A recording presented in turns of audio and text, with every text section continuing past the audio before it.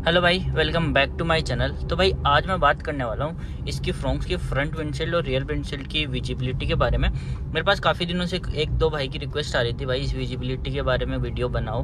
तो आज उसी का एक प्रैक्टिकल टेस्ट आपको दिखाने वाला हूँ। टेस्ट क्या आपको पता लग ही जाएगा कैसा क्या रहता है। तो देखो भाई, सबसे बड़ी बात है, फ्रंट की बात करूँ ना, फ्रंट की ओवरऑल विजिबिलिटी अच्छी है। बट आपकी हाइट, जैसे मेरी हाइट 5'6", 5'7", 5'6" के लगभग है, ठीक है। मुझे कोई दिक्कत नहीं आती क्योंकि इसका ये और ये इसकी जो स्क्रीन है ना, इसके बीच में गैप बहुत कम है। ये ORVM और इसकी जो स्क्रीन है ना, इसके बीच में काफ़ी कम गैप है। तो जिस वजह से क्या होता है भाई, इसके बीच में ना मतलब थोड़ी विजिबिलिटी बीच की से थोड़ी कम मिलती है। और इसका रीज़न है भाई, इसकी छत है ना, इसकी हाइट काफ़ी कम है। लाइक और अपन गाड़ियाँ देखें ना, उसके कंपैरिजन में काफ़ी कम है, जिस वजह से थोड़ी ऊपर की साइड से दबी दबी भी लगती है। लेकिन भाई अभी मेरा थोड़ा पर्सपेक्टिव बदल चुका है। पहले मैं बोलता था कि काश इसकी हाइट थोड़ी अच्छी होती ना, तो गाड़ी का स्टांस अच्छा आता ये वो। लेकिन जब से टाटा कर्व लॉन्च हुई है ना भाई, उस बात से मेरा थोड़ा पर्सपेक्टिव चेंज हो चुका है। अब देखो, टाटा कर्व में हेडरूम बनाने के लिए उन्होंने एक कूपे डिज़ाइन तो बनाया, लेकिन हेडरूम बनाने के लिए उन्होंने क्या करा, छत की हाइट एकदम प्रॉपरली दे दी कूपे डिज़ाइन के साथ में। अब उससे भाई आप लोगे भाई, तो ये तो अच्छी बात है ना, हेडरूम अच्छा मिलेगा। भाई ये अच्छी बात है, हेडरूम अच्छा मिलेगा। लेकिन अगर इन टर्म्स ऑफ लुक्स की बात करूँ ना, तो आप टाटा कर्व का फ्रंट लुक देखना, एकदम अंडे जैसी शेप आएगी उसके अंदर।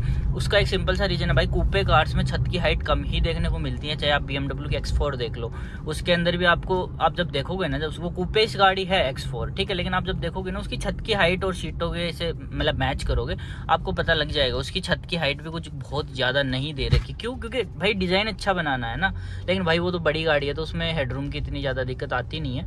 इसलिए भाई जब से टाटा कर्व लॉन्च हुई है ना, उसके बाद मैं तो भगवान को थैंक यू बोलता हूँ कि फ्रॉन्क्स में जो गाड़ी मैंने ली है, उसमें तो चलो एटलीस्ट इसमें हेडरूम की कमी है। लेकिन मेरी तो हाइट भाई अकॉर्डिंग सही है एकदम, और ऐसा इतना कुछ टच वच भी नहीं होती। पीछे वाले लोगों को दिक्कत हो सकती है, वो भी तब जब आपकी हाइट कोई बहुत ज़्यादा है, 6'1", 6'2" प्लस हो तब जाके। एंड रही बात, अभी अपन विजिबिलिटी की बात कर रहे थे, तो भाई देखो फ्रंट में आपको कोई दिक्कत नहीं आएगी। अगर आपकी हाइट बहुत ही ज़्यादा है ना, लाइक 6 फीट प्लस है, तब आपको इस वाले चीज़ से थोड़ी दिक्कत होगी, ठीक है। लेकिन एज सच आपकी हाइट मान लो 5'5", जैसे मेरी है 5'6" के लगभग है, तो 5'6", 5'5" से लेके आपकी 5'9" तक या 5'10" तक हाइट है ना, तो आपको इस सबसे कोई इतनी कुछ ज़्यादा फर्क नहीं पड़ने वाला। देखो पहली चीज़ तो ये होगी। सबसे मेन दिक्कत आती है विजिबिलिटी में रियर वाले में। जो इसकी रियर विंडशील्ड है ना, अभी तो मैंने शेड वगैरह लगा रखा है, जो इसकी रियर विंडशील्ड है उसमें आपको मेन दिक्कत जो है वो फेस करनी पड़ सकती है इन टर्म्स ऑफ विजिबिलिटी। अब वो कैसे, वो मैं आपको दिखाऊंगा। अब भाई देखो, रियर विंडशील्ड में आपको ना दो दिक्कत फेस होंगी, ठीक है। पहली तो देखो, आपको पीछे की कोई गाड़ी वाड़ी आ रही है, वो आपको आराम से इसमें विजिबल हो जाएगी, ठीक है, पीछे वाले इसमें IRVM के अंदर, ठीक है। लेकिन आपको दो दिक्कतें क्या आएंगी। पहली तो आप जैसे देखो, इसके पीछे वाले हेडरेस्ट मैंने थोड़े नीचे कर रखे हैं, तो मुझे पीछे की विजिबिलिटी मिल रही है आराम से। वहीं पे मैं इसको नीचे कर दूंगा ना, एक बार मैं कहीं पे साइड में इसको लगा के फिर आपको दिखाता हूँ। अगर मैं उनको नीचे कर दूंगा ना, उसके बाद भाई पीछे वाली विंडशील्ड की बिल्कुल विजिबिलिटी नहीं बचती है। आपको मैं दिखा देता हूँ कहीं गाड़ी को एक बार साइड में लगा के। यहाँ पे मैं एक बार गाड़ी को साइड में लगा देता हूँ, ठीक है। यहाँ पे मैं एक बार साइड में इसको पार्क कर दूँ, ठीक है। अब जैसे मैंने इसको यहाँ पे गाड़ी को पार्क कर दिया, अब मैं एक बार क्या करूँगा, पीछे वाले जो हेडरेस्ट है ना, इनको पूरा प्रॉपर ऊपर कर दूंगा, जैसे लोग यूजुअली रखते हैं उस हिसाब से। देखो मैं यार एक तो ये अनलॉक करना भूल जाता हूँ बार बार। अब देखो, मैं इनको ना हेडरेस्ट को ऐसे पूरा प्रॉपर, ये जितने ऊपर होते हैं उतने ऊपर इनको मैंने कर दिया, ठीक है। अब मैं आपको फ्रंट में जाके दिखाता हूँ। ये देखो, अभी मैं जैसे ही फ्रंट में गया, ठीक है, अब देखो भाई विजिबिलिटी ऑलमोस्ट बिल्कुल ही मतलब नाक के बराबर सी मिलती है। चलो ये तो बात हुई हेडरेस्ट की। लेकिन अब इन हेडरेस्ट के साथ साथ पीछे कोई बंदे बैठ गए ना, ठीक है, अगर कोई बंदा बैठ गया पीछे की वाली सीट पे, रियर सीट पे, मतलब हाइट उनकी अच्छी है, जिनका मान लो हाइट 5'8" या 5'9" के लगभग, वो पीछे बैठ गया, फिर भाई इस IRVM में आप भूल जाओ, आपको कोई विजिबिलिटी मिलने वाली है रियर विंडशील्ड की। फिर आपको इन वाले मिरर से ही काम जगाना मिलेगा, बाहर के ORVM से। IRVM फिर बिल्कुल एकदम नाक के बराबर यूज़ होता है। अगर लो हाइट के बंदे बैठते हैं 5'2", 5'3", भाई उनकी तो भाई सर है वो सीट से ऊपर ही नहीं जाता, तो उनका तो इतना ज़्यादा फर्क नहीं पड़ता। लेकिन अगर पीछे भारी भरकम बंदे बैठ गए ना, फिर आपको इस विंडशील्ड से, पीछे वाली जो विंडशील्ड है ना, उससे कोई भी इतना कुछ ज़्यादा विजिबिलिटी नहीं मिलने वाली, मतलब ऑलमोस्ट पूरा ढक जाएगा।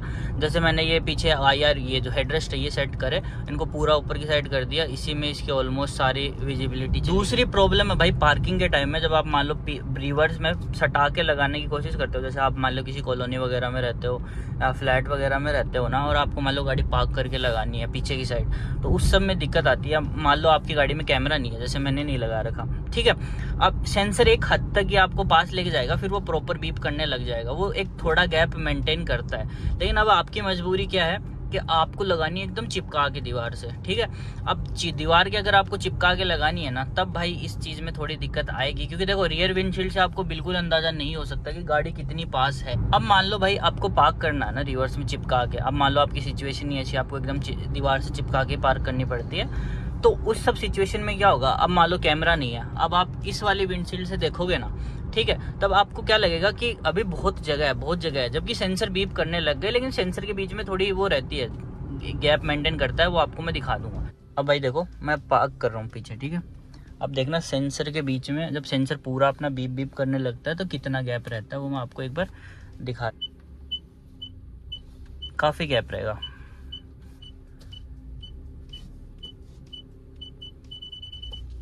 ठीक है, अभी ये पूरा बीप करने लग गया। अब मैं दिखाता हूँ कितना क्या गैप रहता है इनके बीच में। ये देखो भाई कितना सारा है, ठीक है।